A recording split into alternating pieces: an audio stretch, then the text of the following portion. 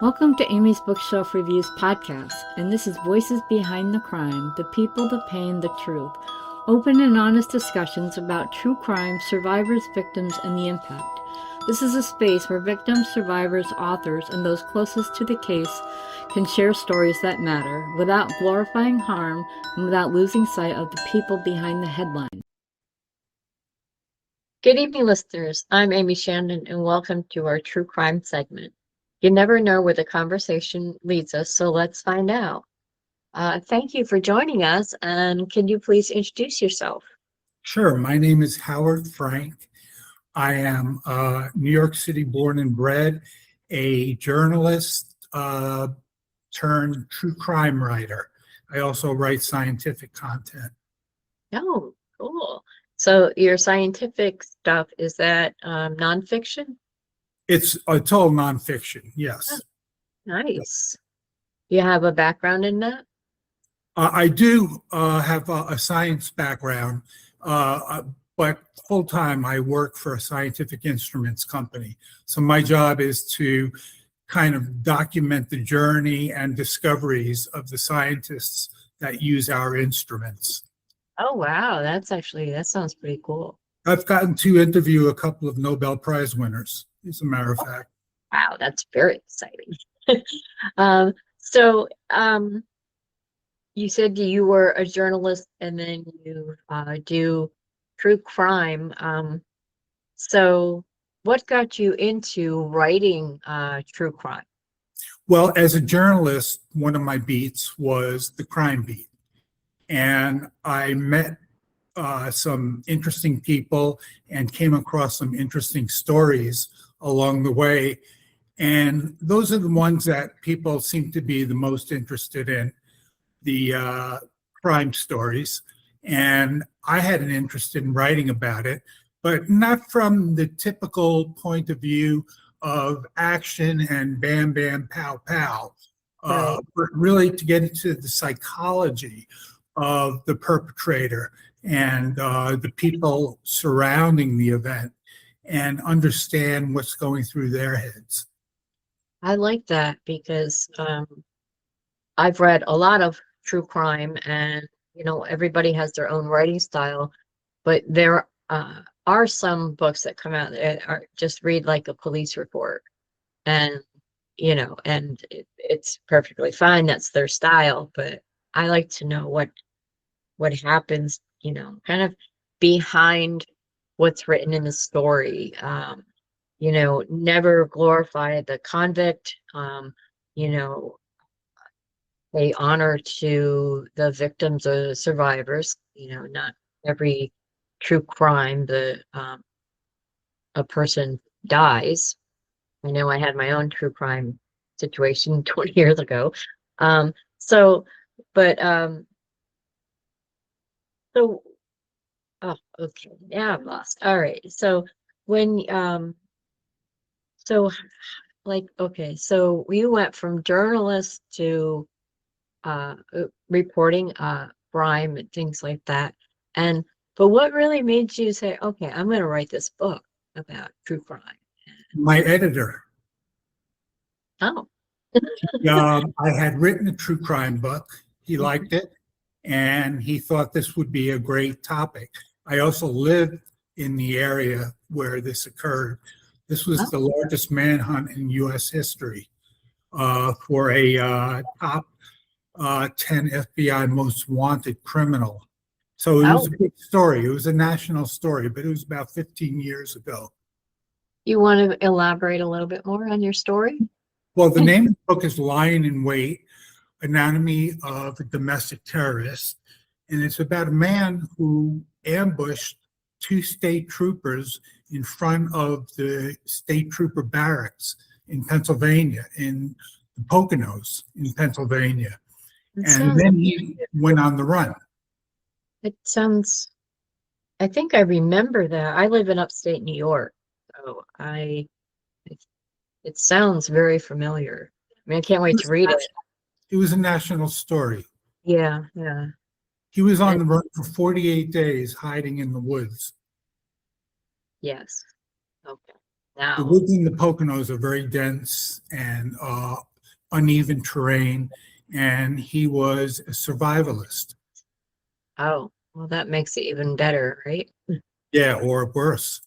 Yeah, yeah.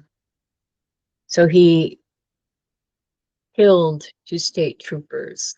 Well, he Why? killed one. He killed one, and he badly wounded another, to the extent where the other one had to have his leg amputated, and he was very critically wounded. Why is the big question that I try to answer in the book. And I'll give you the simple answer, but it's very layered and very dense. He had an upbringing by a military father who was a Vietnam era major. And he never saw action in Vietnam. He served in Europe, but he spun these tales of stolen valor about things he did in Vietnam, which weren't true. Mhm. He also was an anti-government type of person, which in that generation is not unusual because Yeah, the Vietnam War was not very popular.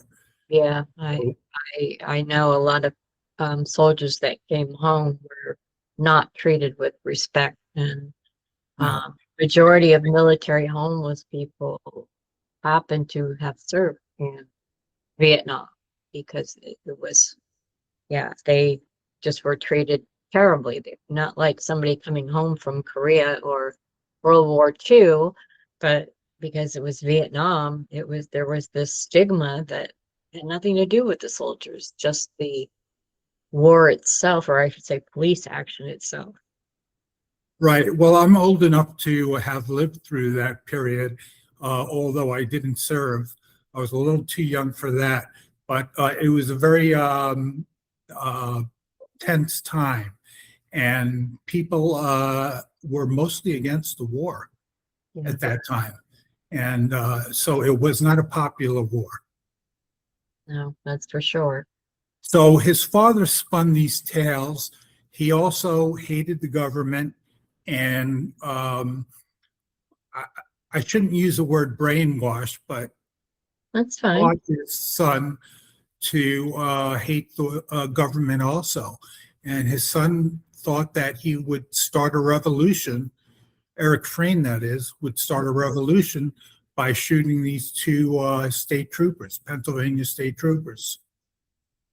Did he, was his intention just to shoot any law enforcement, or were these troopers specifically targeted? No, they weren't specifically targeted. He wanted the state troopers because they were symbolic. Their uniform was symbolic of the government, and he wanted to take a strike at the government. So that was his main motivation. There was a lot of pathology going on there.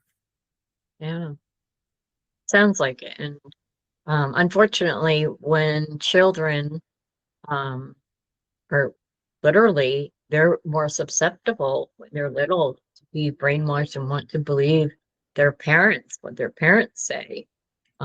Even if a child was abused all of his life, he still um, was looking for some recognition from his parent. And um, I don't know if he was abused, but it sounds like he was at least abused mentally and psychologically to where he grew up. And oh, let's just kill the first people I see that represent the government.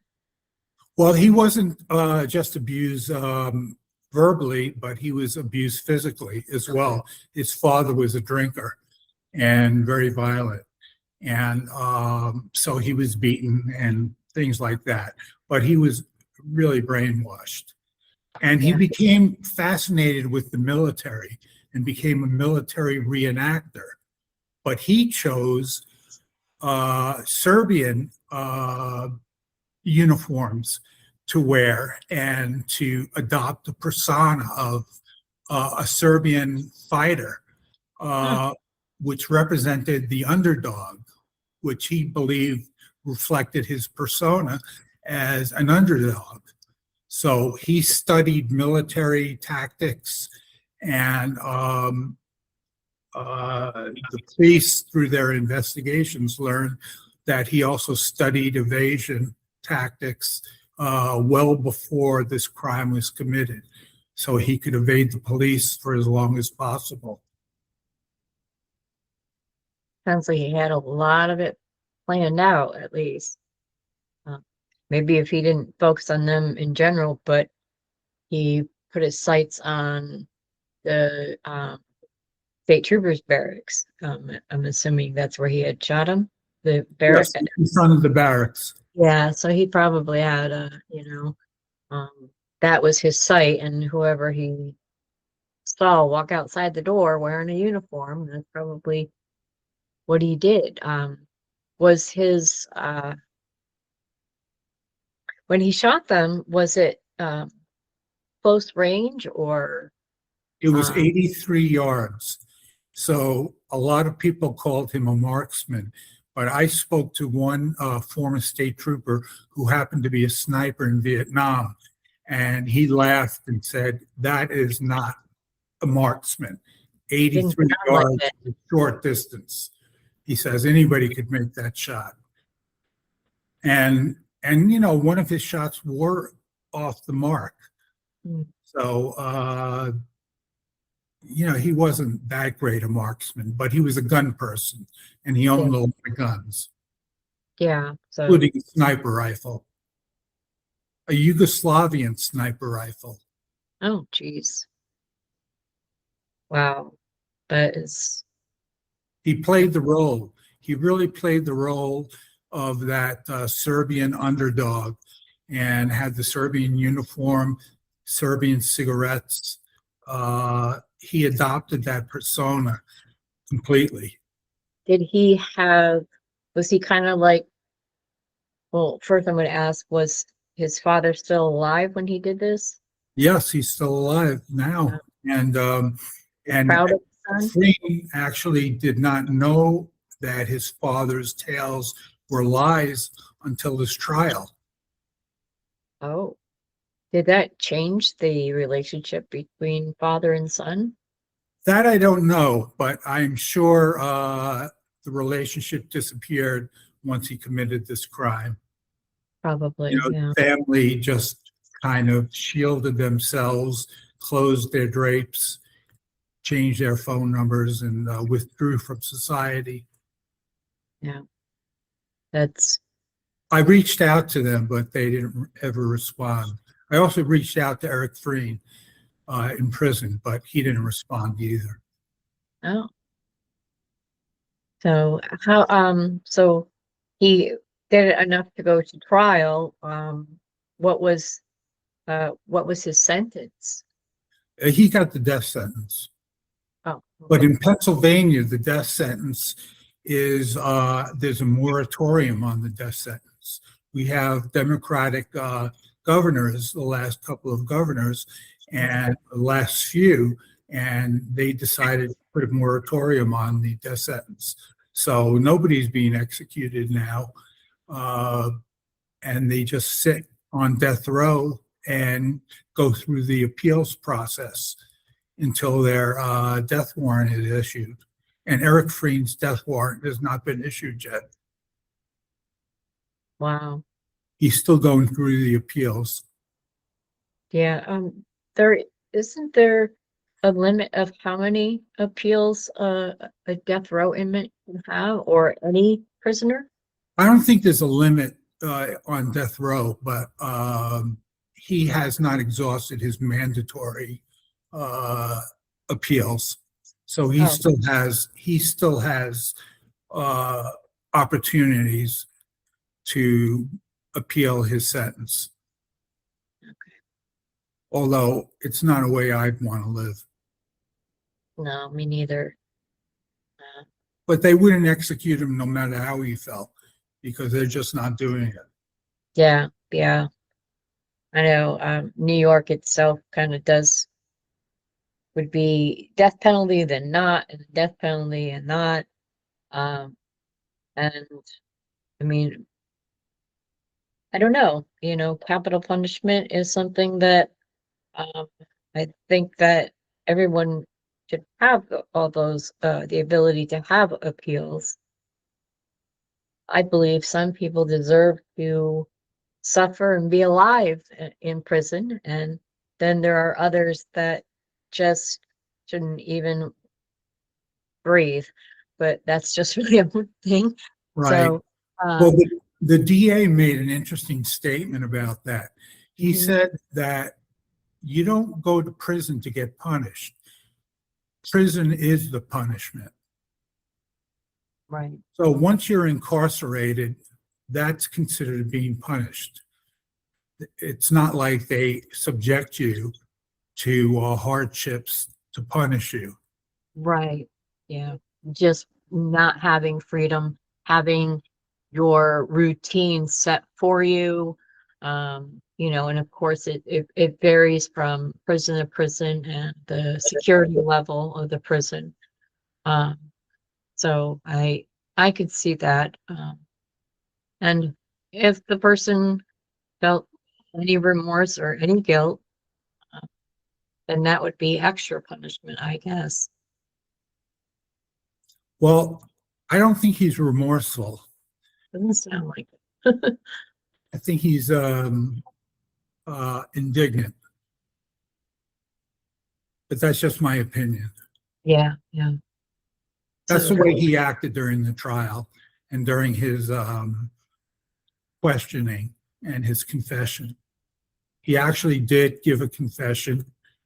He wrote a diary while he was fleeing the police uh, for 48 days, keeping track of his everyday routine.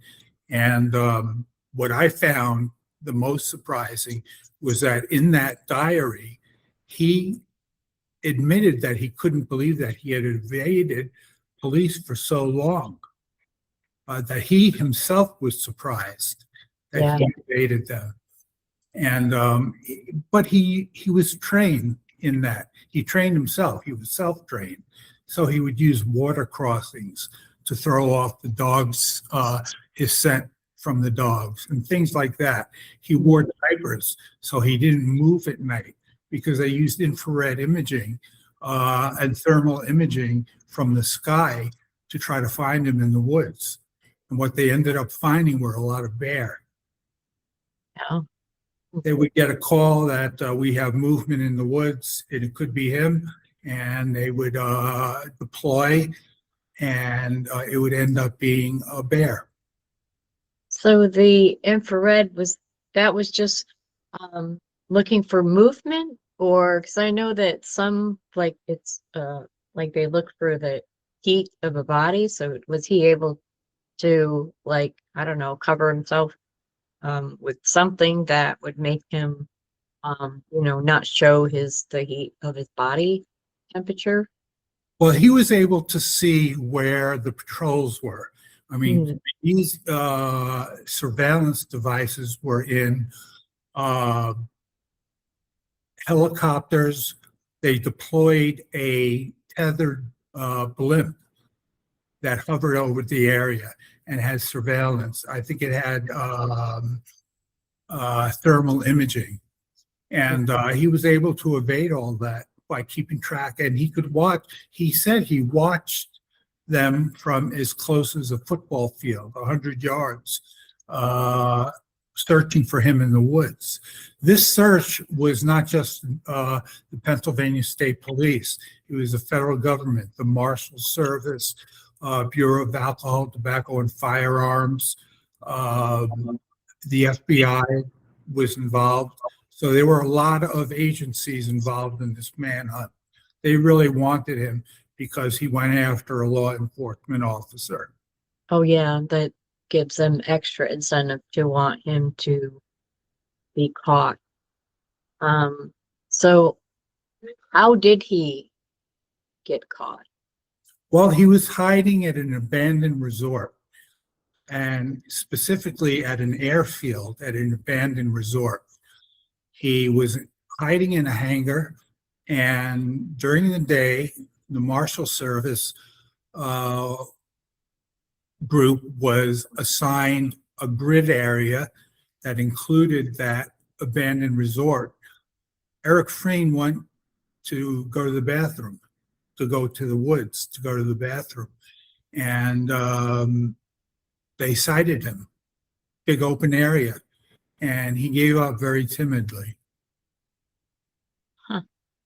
So he didn't try to find it interesting that he didn't try to shoot his way out or, Yeah. He wasn't armed when he was caught. He left all his arms in the hangar. He just went yeah. to the bathroom, Yeah. running. But he had several firearms with him. He was a dangerous person. Yeah. That's okay.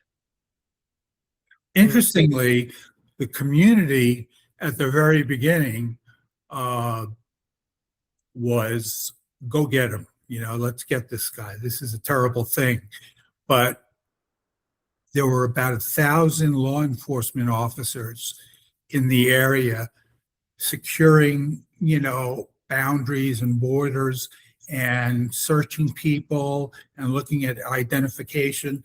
And after a while, the public grew to resent law enforcement because law enforcement was captivating them in their area. They were keeping them from moving around. And so there was a resentment there. Of course, law enforcement was doing it for safety reasons. Yeah, and they're doing their job. I mean, that's what they're supposed to do. And you never know because, someone could be hiding in someone's back seat or somebody is hiding, knows him and is hiding him, still. And some people may not even realize that they're helping him. So I can see where it would be frustrating, but I would also, with that, if that was me, I would be concerned about my well-being because he's out there and maybe he's not aiming at civilians, but doesn't mean a civilian can't get caught in the crossfire or something. So yeah, and they didn't really know that at the time. This only came out afterwards that he was hell-bent on going after the government. But there was resentment in the area, and he was very elusive. 48 days with 1,000 people and high-tech measures being used to try to find him, and he was able to evade them for a long time. So he was a dangerous guy. Oh, definitely. He's, it's lucky they didn't find him in the hangar. They found him, having to use the bathroom, and because if they found him in the hangar, it could have ended a different way because of his That's weapons. right. That's right, because he had weapons there. That's exactly right. Yeah, he was nature calls, and and he gets caught. And he was so relaxed about it that he just went out without any arms to go to the bathroom. He had a pocket knife on him. That was it. Wow. That's incredible. And I know that it can't bring back the state trooper who passed away, or remove the injuries from the other state trooper. And I want to honor them as well. So, they're just probably family men doing their job and going out to their car to get ready to go out for the day in their job, be on their way. And then all heck breaks loose. So, well, the one that was killed was a corporal, and he was a family man, and he lost his life. The one who was badly injured was an ultra marathoner. So it was particularly sad because he lost his ability to run. Now he participates in assisted endurance races. He's a very strong person. That's wonderful. Yeah, he's a very strong individual. great. I'm really glad for that. Um, because losing, all of a sudden you can't do things that you used to do. And he probably watched it. I don't know if his, it was his partner or whoever, um, the man who passed away, um, if he, you know, died instantly or it's, the man who survived had to watch him die. I don't know that, but I think either way, even with his own injuries, that had to affect him as well. Oh, sure, absolutely. I had actually met him at an event before the trial, so he couldn't talk about what happened. But I Right. met him as a reporter and chatted with him for a while. And he was a very humble, sweet man, but obviously incredibly impacted by this whole set of events and, haunted, I'm sure, for the rest of his life. So that injury probably prevented him from continuing on in law enforcement. I'm sorry? Did that injury prevent him from continuing to be a state trooper? Well, he continued for a couple of years and then he retired and had his leg amputated. They they couldn't save the leg because his vascular system was destroyed by the sniper's bullet. So it was just a dying limb, and he made the brave decision to have it amputated. Yeah, that must have been something very difficult for him. I met him before the amputation, and he was struggling to get around. Yeah, it was Well, very tragic. no, it's just so, I have the highest respect for our military and our first responders. And um, I just, you know, it, it kills me when people are targeting law enforcement. It kills me when there's like, every time I turn around or listen, see a news article, there's another mass shooting somewhere, and it's just terrible and heartbreaking and scary as well. Because you know, some people make the mistake that, oh, this couldn't happen to me. Well, I thought that 20 years ago, and then my husband tried to kill me, so I know that anything can happen.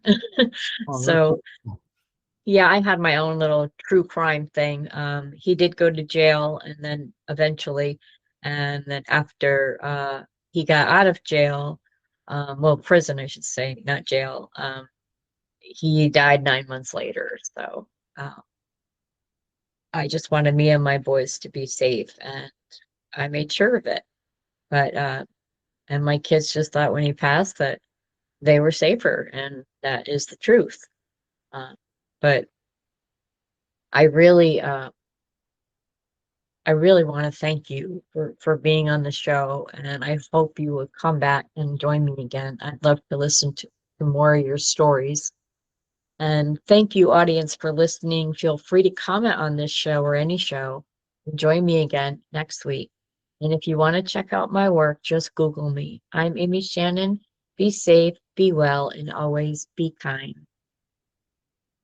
Thank you for listening to Amy's Bookshelf Reviews podcast. If you wish to be a guest on the show, you can go to amysbookshelfreviews.com/podcast and schedule your pre-recording. Please follow this podcast on Spotify, even if you listen to it on other streaming sites. Also, this podcast is on every first Monday and last Monday of the month at 7 p.m.